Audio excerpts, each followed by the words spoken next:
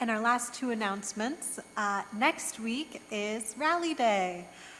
So we will kick off our new church program year with a special service of celebration, and you won't want to miss it. What's happening on Rally Day? A lot. We will unveil our new church logo. We will offer a special prayer of blessing and honor Steve and Deb for all of their many contributions here before they head to the South for a new chapter in Georgia. We are going to be welcoming back the choir from summer break. We're going to announce the fall book club selection with a special author talkback. We're going to conclude our Women of the Hebrew Bible series with a look at the story of Esther.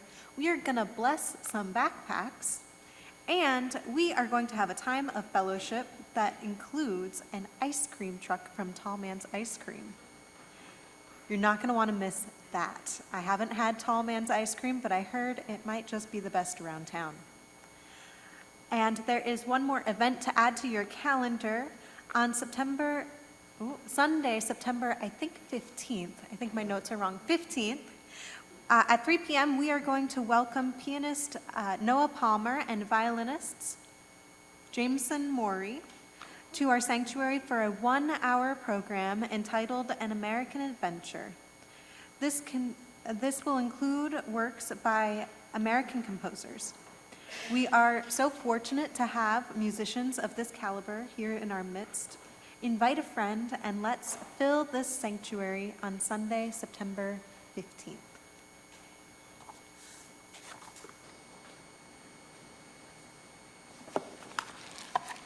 Good morning. I'm going to apologize in advance. My ability to translate Hebrew is not so good, so please bear with me. I'm in Genesis chapter 30, verse 1. When Rachel saw that she bore Jacob no children, she envied her sister. And she said to Jacob, "Give me children, or I shall die." Jacob became very angry with Rachel and said, "Am I in the place of God, who has withheld from you the fruit of the womb?" Then she said, "Here is my maid, Leah. Go in to her, so that she may bear upon my knees, and that I too may have children through her." So she gave him her maid Leah as a wife, and Jacob went in to her. And Leah conceived and bore Jacob a son. And then Rachel said, "God has judged me, and has also heard my voice, and given me a son." Therefore she named him Dan. Rachel's maid Leah conceived again and bore Jacob a second son. Then Rachel said, "With mighty wrestlings I have wrestled with my sister, and have prevailed." So she named him Naphtali. When Leah saw that she had ceased bearing children, she took her maid Zilpah and gave her to Jacob as a wife. Then Leah's maid Zilpah bore Jacob a son, and Leah said, "Good fortune." So she named him Gad. Gad. Leah's maid Zilpah bore Jacob a second son, and Leah said, "Happy am I, for the woman who call me happy." So she named him Asher. In the days of the wheat harvest, Reuben went and found mandrakes in the field and brought them to his mother Leah. Then Rachel said to Leah, "Please give me some of your son's mandrakes." But she said to her, "It is a small matter that you have taken away my husband. Would you take away my son's mandrakes also?" Rachel said, "Then he may lie with you tonight for your son's mandrakes." When Jacob came from the field in the evening, Leah went out to meet him and said, "You must come in to me, for I have hired you with my son's mandrakes." So he lay with her that night, and God heeded Leah, and she conceived and bore him a fifth son. Leah said, "God has given me my hire, because I gave my maid to my husband." So she named him Ishar. And Leah conceived again and bore Jacob a sixth son. Then Leah said, God has endowed me with a good dowry. Now my husband will honor me because I have borne him 6 sons. So she named him Zebulun. Afterwards, she bore a daughter and named her Dinah. Then God remembered Rachel, and God heeded her and opened her womb and conceived and bore a son, and said, God has taken away my reproach. And she named him Joseph, saying, May the Lord add to me another son.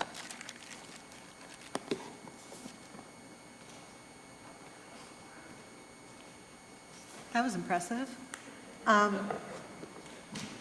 Wow, so this is an intense story and pretty strange. It reads more like a family tree than a story itself. But it's also filled with action. So Jacob, going back before this piece of scripture, Jacob is fleeing from a conflict with his brother Esau, where he was deceptive. Jacob ran to his uncle Laban, who ended up deceiving Jacob. Jacob falls in love with Rachel relatively quickly in this story, and he almost literally moves mountains for her.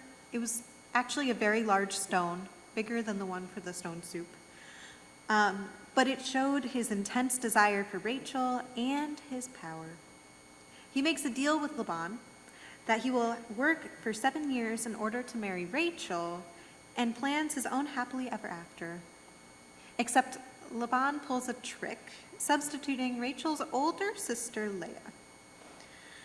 The men then work out a new arrangement that Jacob can have Rachel if he works for another 7 years. Leah is jealous of Rachel. Rachel is jealous of Leah, both feeling a lack of love from Laban, Jacob, and God. And that's where we enter today's scripture, where Rachel and Leah are fighting over sons and mandrakes. Honestly, writing this, I felt like I was writing an article for one of those gossip magazines or websites. It sounds an awful lot like those petty squabbles that journalists make up about celebrities. You'll never believe who's pregnant. Jealous much? Why, these sisters hate each other, and you'll never believe the guy stuck in the middle. So when Pastor David suggested that I choose which woman of the Bible I wanted to talk about today, I initially wrote off these 2 women completely. I felt like they were caricatures of catty, petty women fighting, and honestly, I don't think that my initial assumption about these characters was wrong. They're fighting about mandrakes and over a guy who couldn't even tell the difference between them on their wedding night. But as I began to reread the story, I realized pretty quickly that it's not truly written about Rachel or Leah. It's about Jacob and Esau and Laban and the sons and Israel. If it were about Rachel, we'd hear about her feelings of betrayal with her father. If it were about Leah, we'd hear about her fights with Jacob, about wanting to be cared for the way she deserved. This story was written about patriarchal lines. I'm so sorry. This story was written about patriarchal lines who just so happened to be birthed by women. Rachel and Leah, while main characters of the story, are still just incidental. So I began to wonder how the story would change if we told it from the woman's perspective. Laban betrays both Leah and Rachel with his wife swap fiasco. Leah is now stuck with a man who is only in love with her sister, and he actively hates her. And given what his love looks like, I can't imagine his hatred looks much better. Her only consolation comes from God, who helps her to conceive a child. Meanwhile, Laban gets 14 years of labor out of Jacob for this switcheroo, and Jacob gains 2 wives in 1 week. Rachel, on the other hand, can only claim Jacob's love. Her father deceived her, and God leaves her without children and without her sister. The fight that Rachel and Leah have is comparable to that of Jacob and Esau, but it's not treated as such. For these two women, their children and their favor are directly linked to their inheritance, both financial and spiritual. What happens if Jacob dies? At this point in time, there's a precedent, which we see with Jacob and Esau earlier. Only one son receives divine inheritance.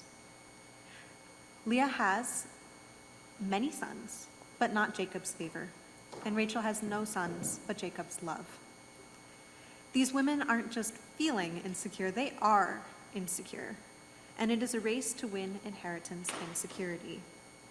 A race to win a future that was denied to them by their father. Rachel and Leah's race harms others deeply, including two of their maids who were forced to have children with Jacob. But as they wrestle with each other, they also wrestle with God. At the peak of this wrestling, they end up in a stalemate, collaborating with each other instead of fighting. Rachel asks Leah for mandrakes, which supposedly will help her to conceive. And Leah requests time with her husband. And with these two women aligned, Jacob cannot fight back. As a result of this, Rachel and Leah both have more children, 12 sons in total.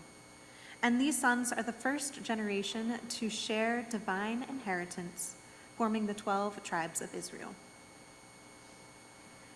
This story has a lot of lessons that we can take from it. We see God working through imperfect people, through non-traditional families who fight and make maybe some questionable choices. That God is redeeming even the most painful parts of this story. We see Rachel and Leah step aside from their jealousy of one another, their faith in God triumphing over their insecurity. But I think one of the biggest lessons that we can take from this story is that in God's kingdom, there's always enough to go around. Rachel and Leah are placed into a dynamic by these two men where there is scarcity.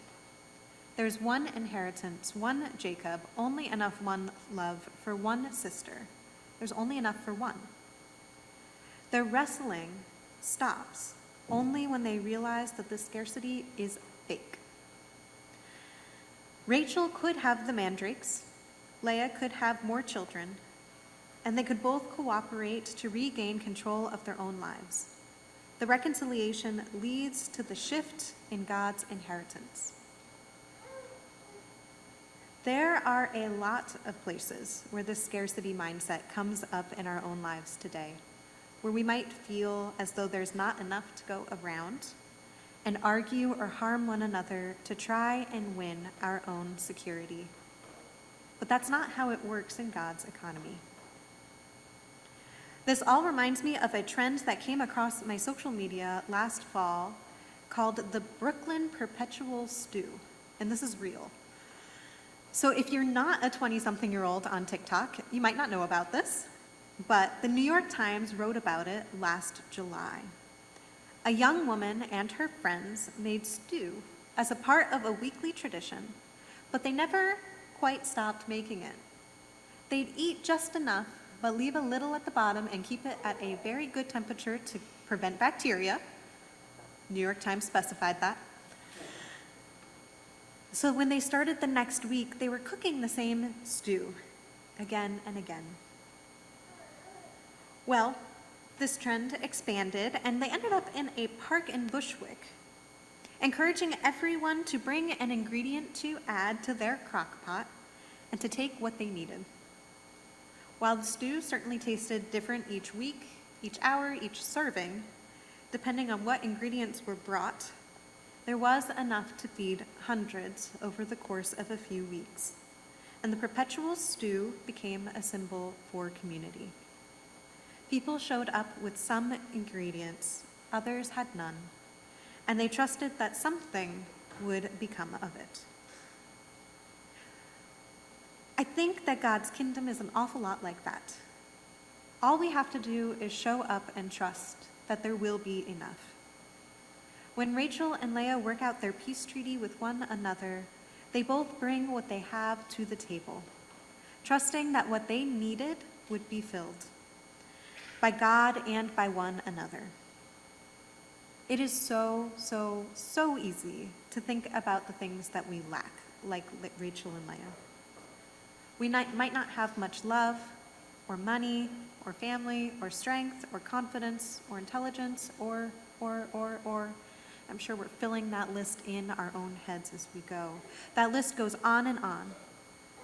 And it is so easy to feel insecure, like we aren't good enough, don't have enough, aren't qualified enough, safe enough, pretty enough, that we don't bring enough to the table when we see what we lack.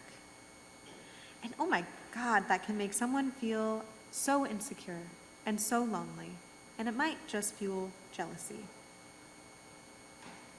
But in God's kingdom, what you have is enough to make something out of it. A couple peppers, a stone, maybe even just some water is enough to make soup. Mandrakes and a little bit of bravery are enough to make peace. 12 sons and some family conflict are enough to form the tribes of Israel. God does not need perfection, just some imperfect people willing to try, and God can make something out of it. And oh my goodness, is that some good news? Thank you.